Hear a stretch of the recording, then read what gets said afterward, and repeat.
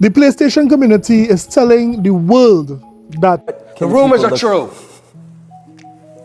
The rumors are true. You know, a lot of rumors are not true, but these is true. So yes, ponies, you want Xbox dead. You have been dreaming about it. You have been fantasizing about it. Yes, you want Xbox go the way of the dodo bird. And now it has come to fruition. Xbox is about to get out of the gaming industry. Isn't that what you said? I'm sure you guys said that. You guys said that Xbox entire gaming slate is coming to PlayStation and Nintendo. I hope that you guys don't change your minds now. I hope you guys stick with it. And come next week, Phil Spencer is going to walk on that stage and say, guess what? We are out of the hardware business and all our games, whether it be AA or AAA, would be going to other platforms. I hope you guys stick with that narrative. Because, you know, the entire PlayStation community has basically said that all of it is coming true. So for your sake, I hope it does, because I have a list and I'm checking it twice.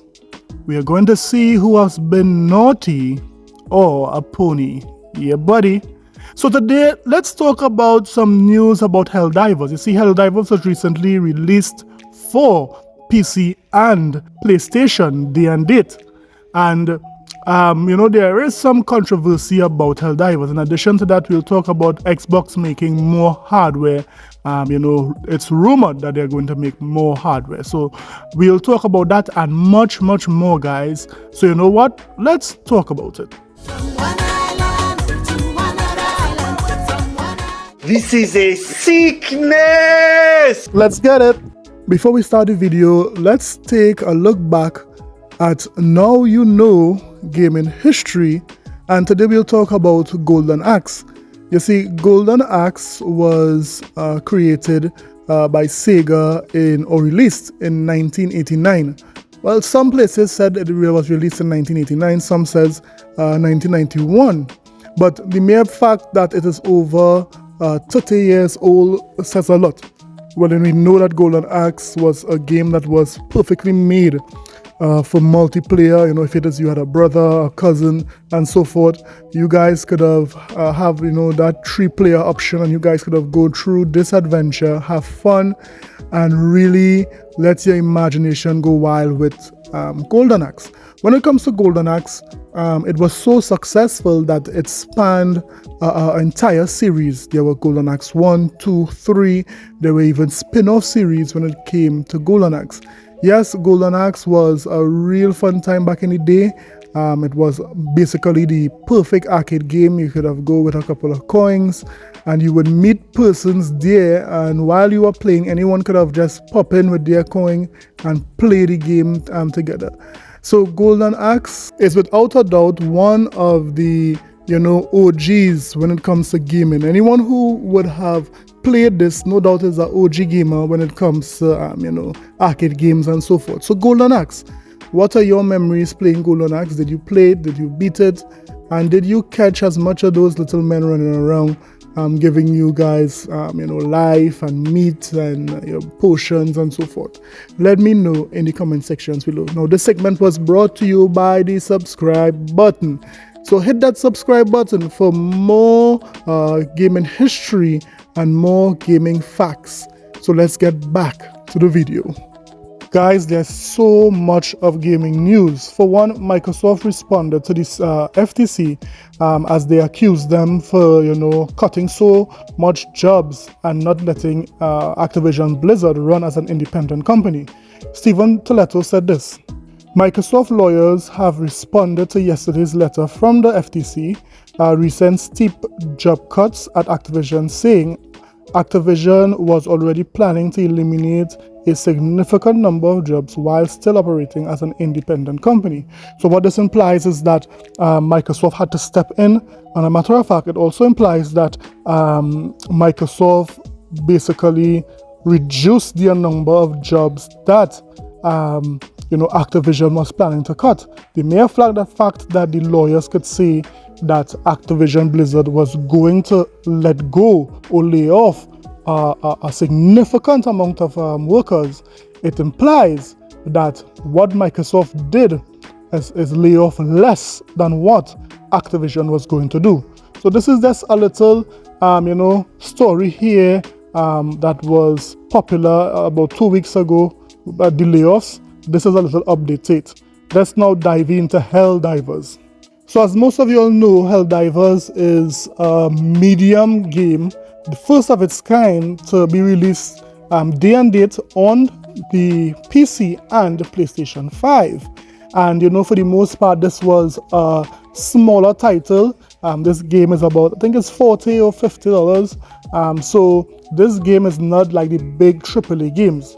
Now this game is directed or promoted as a PvP, being able to hook up with friends, to fight, bugs and so forth, like terrorists from Mars, right?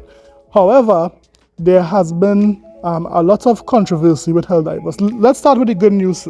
One day after release, Helldivers 2 has reached a higher peak concurrent player count on Steam than any previous PlayStation Studio game. Now, Sony could see very clear now what day and date would be able to do for any one of their franchises.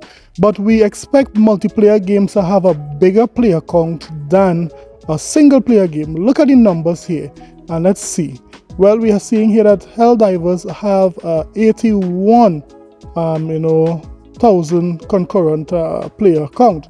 The last number was 73,000. So no PlayStation game ever even cracked 100,000 concurrent players on Steam. And I guess because none of them was ever day and date, Helldivers is the first game to be day and date with PC and PlayStation 5.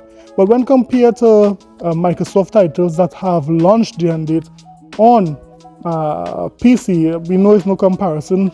Starfield got easy 330,000 concurrent players on Steam launching, and that's not even a multiplayer game, that's a single player game. So we're seeing that there are some success there for Sony when it comes to Helldivers and reaching the highest player count peak for any PlayStation title. But here is where the bad news come in. Listen to VGC. Helldivers 2 gets mixed reviews on Steam due to crashes, pay to win an anti-cheat DRM. Developer Arrowhead has said it's trying to resolve the issues. Helldivers 2 has been receiving mixed reviews on Steam, despite sales getting off to a strong start. Although exact sales figures aren't yet known, the game is currently number 3 in Steam's global top sellers list, with SteamDB reporting that its peak concurrent players has already hit over 64,000 at the time of writing, 9 hours after its release. However, the game's reviews are currently graded as mixed on the site, with more than 3,200 reviews currently registered. 52% of them are positive. The general consensus among the 48% of reviews which are negative appear to revolve around the game's tendency to crash, with some players tying this to the game's reported use of NProtect GameGuard anti-cheat software. I'm playing on a 7900 XTX and I'm getting crashes to desktop when I try to play a mission, reads one review. I'm sure this game would be fun to play, but I'm currently unable to actually proceed with a mission without getting freezes. Citing GameGuard, the same reviewer claims, for now it's currently causing issues launching the game, as every time I'm forced out of the game, I'm hit with a message that GameGuard isn't present or active, keeping me from playing the game. I was very much excited about the idea of playing this game, adds another review. I adored the original. Sadly, after consistent crashes to desktop and even a few blue screens of death thrown in for good measure, the only thing I can recommend is stay away until you hear about patches fixing these issues. Sony had one job: to release this game working, to release this game being able to be enjoyed by their fans. However, to get crashes so early in the game, a lot of these companies are releasing games broken. So these are the issues that Helldivers are going through, and because of that, it's breaking the experience, it's breaking the immersion, and a lot of fans are downvoting this game on Steam. So let me hear what you think about Helldivers. Are you enjoying it if you are playing it? And are these issues bad enough that you are going to stop playing? Let me know in the comment sections below. Next up, let's talk about Xbox future. Let's talk about the future of the console. So, most of the industry was saying that Microsoft is getting out of the console business. They wouldn't be having any more consoles. I've seen the ponies trying to push this. So, what is going on with all these rumors? Because there is a rumor currently that Microsoft next consoles are coming out with 2 SKUs. They're going to come out with a powerful console like the Series X, and they'll also come out with a dockable console like the Switch or so forth, a handheld. So what do you guys think about that? Let's listen to Colt Eastwood and the other guy Meg, and let's see what they said about it. Xbox is still on track, as far as our best people know, for 2026 for a console. They're already in the middle of getting that console ready, Mag. So for people who said rest in peace Xbox, or Xbox is done, they're probably not going to do a new console after this. Like, all this is already set in order. Just there's going to be some changes. All right, Mag. So I interrupted you. They're working on a console. What else you got? So Colt Eastwood is confirming that there will be another Xbox console. This is based on what his people are saying. Now, you have to take this with a grain of salt, of course. Nothing is laid down in stone. But listen to what this Meg guy is saying here. Well, it's going to be a multi. Now, the other thing is that it's not going to be a single console. It's going to be a multi-SKU console. So it's going to be one under like a box under the TV, a la Series X. Okay. You mean a powerful console, like the high-powered? Yes. Okay. The other one, the cheaper SKU is going. Yeah, the cheaper SKU is going to be a dockable. Console a la Switch. Hence why it actually kind of makes sense that the Surface team is working on it. That seems like the kind of thing that they would do, and that would be the cheaper SKU that's going to sit under the. Well, I guess it would sit under the TV as well. But there's going to be a dedicated actual box console, and then there's going to be a dockable console, like a dockable handheld that would play games natively, not just. Now, I'm going to add to what you said, correct, Mag, that it's a dockable handheld console that is the rumored hybrid cloud, where it'll be made to play games on the cloud with a touchscreen, but also maybe have built-in controls so that you can play the games, which will actually finally be natively played on an actual native or an actual handheld console. And this could be true. What they are talking about here is not something that is totally out of the realm of possible, because most of us would have remembered when the leaked documents came out, there was in the forecasting consoles a handheld system. So Microsoft was thinking about making a handheld console. We know on this list here, Xbox Gaming and Beyond, there are some things that they would have scrapped. There are some things that they kept. So this is what the future is looking like, although persons are saying that there is no more consoles being made. The evidence is helping us to see that, yes, Microsoft will be making more consoles. As a matter of fact, they're even going to make a handheld. That would be crazy. Let me hear what you think about it. If they present a handheld, would you buy one? Let me know in the comment sections below. And finally, we have more information being leaked about what Xbox might be coming out with this or next week. We have seen different articles where it suggests that Microsoft will no longer have day and date games on Game Pass. When you see that they have been changing Avowed, they have been changing most of their first party games. Also, like games like Fable, you would tend to think that they are going to stop day and date releases on Game Pass. Now, the change that we are seeing here does not necessarily mean that day and date is going to stop, but it does leave the possibility open. Now, on another note, I've been seeing a lot of Sony fans, a lot of ponies, saying that they want Xbox to die. I've consistently said that I don't want Sony to die. Sony would always keep Microsoft on their toes because competition is good.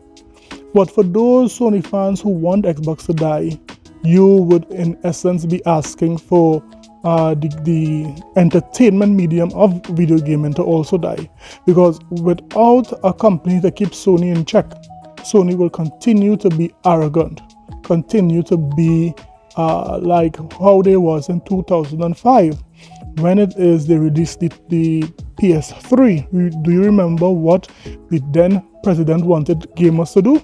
he wanted gamers to work more so that they could afford a PlayStation 5. That was the arrogance of Sony. And we even saw recently that an article told us that, Sony might be, hinting that they are going to raise video games to between $80 to $100. So think about a day when you'll be paying $80 to $100 for a video game. This is a gaming future that we would expect if Xbox is out of the gaming market. Now, we know that is not going to happen because they are not exiting, but this is a possibility. So for those who, want Microsoft to die, hold on to this. So this is Island Gaming with Jay. Don't forget to like and subscribe. Let me know what you thought about the video. I'll see you guys in the next one. Later.